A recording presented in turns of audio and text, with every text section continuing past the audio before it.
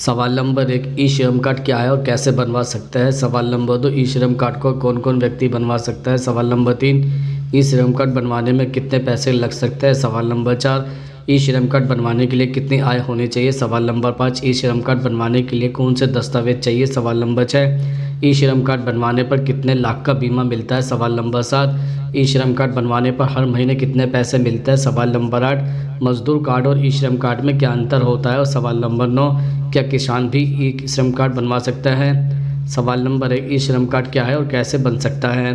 दरअसल केंद्र सरकार पिछले साल असंगठित क्षेत्रों के कामगारों के लिए ई श्रम कार्ड पोर्टल लेकर आई थी। सरकार की ओर से दावा किया गया है कि इससे असंगठित क्षेत्र के करीब 38 करोड़ कामगारों को फ़ायदा होगा।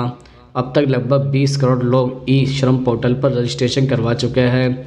इस पोर्टल पर रजिस्ट्रेशन करवाने वाले कामगार को एक ई श्रम कार्ड जारी किया जाता है, जिसकी मदद से रजिस्टर्ड कामगार देश में कहीं भी, कहीं पर भी और कभी भी विभिन्न सामाजिक सुरक्षा योजनाओं का लाभ ले सकते हैं।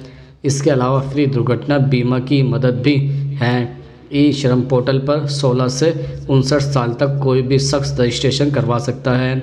रजिस्ट्रेशन ई श्रम पोर्टल के जरिए कामगार या तो खुद भी कर सकता है या फिर कॉमन सर्विस सेंटर पर जाकर भी करवा सकता है। सवाल नंबर 2, ई श्रम कार्ड कौन कौन बनवा सकता है।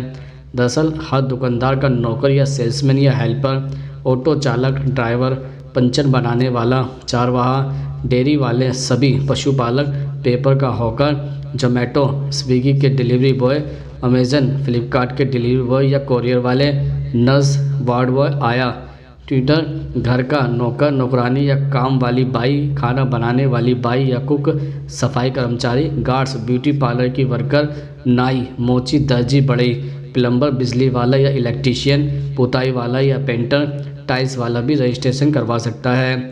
इसके अलावा वेल्डिंग वाला, खेती वाले मजदूर, नरेगा मजदूर, ईंट भट्टा के मजदूर, पत्थर तोड़ने वाले, खादान मजदूर, फॉल्स सीविंग वाला, मूर्ति बनाने वाले, मछुआरा, रेजा कुली, रिक्शे वाला, ठेले में किसी भी प्रकार का सामान बेचने वाला या वेंडर, चाट वाला ठेला, भेलपूरी, चाय वाला, होटल के नौकर या वेटर, रिसेप्शनिस्ट, पूछताछ वाले क्लर्क, ऑपरेटर्स, मंदिर के पुजारी, विभिन्न सरकारी ऑफिस के दैनिक वेतन भोगी, यानी वास्तव में आपके आसपास दिखने वाले प्रत्येक कामगार का यह कार्ड बन सकता है। सवाल नंबर 3, क्या किसान ई श्रम कार्ड में रजिस्ट्रेशन करा सकते हैं। दरअसल ई श्रम कार्ड केवल असंगठित क्षेत्र के कामगारों के लिए है। कोई भी कामगार जो गैर आधारित कामगार, सेल्फ एम्प्लॉयड कामगार या असंगठित क्षेत्र में कार्यरत वेतनभोगी कामगार है और ESIC या EPFO का सदस्य नहीं है, उसे असंगठित कामगार कहा जाता है। असंगठित क्षेत्र के कामगारों में निर्माण मजदूरों के अलावा प्रवासी मजदूर, रेहड़ी पटरी वाले और घरेलू कामगार आदि शामिल हैं। असंगठित क्षेत्र में कृषि श्रमिक और भूमिहीन किसान ई श्रम पोर्टल पर रजिस्ट्रेशन करने के पात्र है, दूसरे किसान पात्र नहीं हैं। सवाल नंबर 4, ई श्रम कार्ड बनवाने वाले के लिए कितनी आय होनी चाहिए। दरअसल ई श्रम पोर्टल पर रजिस्ट्रेशन के लिए आय का कोई मापदंड नहीं है, लेकिन कामगार को आयकर दाता नहीं होना चाहिए। अगर कामगार ई श्रम पोर्टल पर रजिस्ट्रेशन के बाद असंगठित क्षेत्र से संगठित क्षेत्र में आ जाता है तो उसे केवल वही फ़ायदे मिलेंगे जो संगठित क्षेत्र के कामगारों के लिए लागू हैं।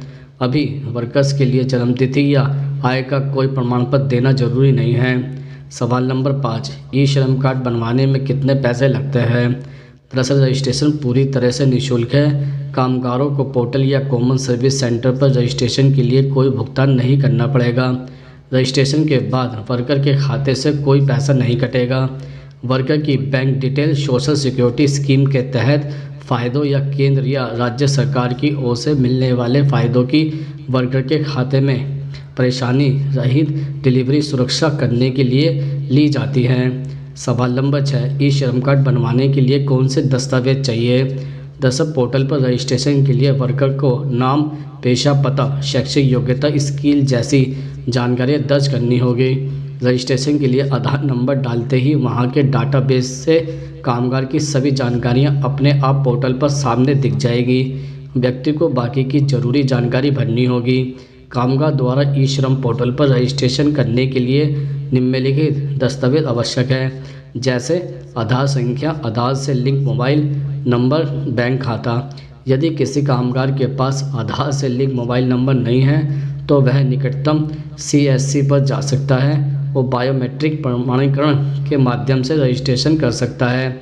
वर्कर को CSC पर कोई भी दस्तावेज जमा करने की ज़रूरत नहीं है। सवाल नंबर 7, ई श्रम कार्ड बनवाने पर कितने लाख का बीमा मिलता है? दरअसल ई श्रम कार्ड पोर्टल पर रजिस्ट्रेशन वर्कर प्रधानमंत्री सुरक्षा बीमा योजना के तहत एनरोल होंगे। इनके तहत रजिस्टर्ड श्रमिक को 2 लाख रुपए तक का दुर्घटना बीमा कवर दिया जाएगा। पोर्टल पर रजिस्ट्रेशन श्रमिक यदि दुर्घटना का शिकार होता है तो मृत्यु या फिर पूर्ण विकलांगता की स्थिति में 2 लाख रुपए की धनराशि दी जाएगी। वहीं अगर श्रमिक आंशिक रूप से विकलांग होता है तो इस बीमा योजना के तहत वह 1 लाख रुपए का हकदार होगा। सवाल नंबर 8, ई श्रम कार्ड बनवाने पर हर महीने कितने पैसे मिलते हैं? दरअसल जिनका भी ई श्रम कार्ड बना हुआ है उनको सरकार द्वारा 500 रुपये देगी, जो केवल 4 महीने के लिए ही प्रदान करेगी। इसके तहत आपको कुल 2000 रुपये प्रदान किए जाएंगे।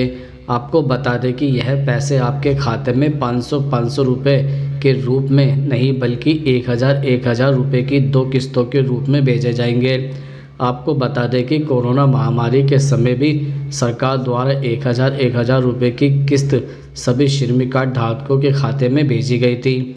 यह पैसे आपको भरण पोषण भत्ता के रूप में भी प्रदान किए जा सकते हैं। सवाल नंबर 9, मजदूर कार्ड और ई श्रम कार्ड में क्या अंतर होता है? दरअसल मजदूर कार्ड के अंतर्गत ऐसे मजदूर आते हैं किसी भी प्रकार का निर्माण कार्य करते हो, जैसे लोहार, बढ़ई, बुनकर, पेंटर आदि। अगर आप एक मजदूर हैं और आपने कहीं भी 90 दिनों तक निर्माण कार्य किया है तो आप लोग मजदूर कार्ड बनवा सकते हैं। इसके विपरीत ई श्रम कार्ड के लिए आपको बता दें कि इस योजना को केंद्र सरकार द्वारा शुरू किया गया है, जिसमें मजदूरों का पूरा डाटा एकत्रित किया जाएगा और इस कार्ड के माध्यम से श्रमिक का पूरा डाटा सरकार के पास रहेगा और इस जानकारी के द्वारा सरकार किसी भी योजना का लाभ सीधे मजदूरों को प्रदान कर सकेगी।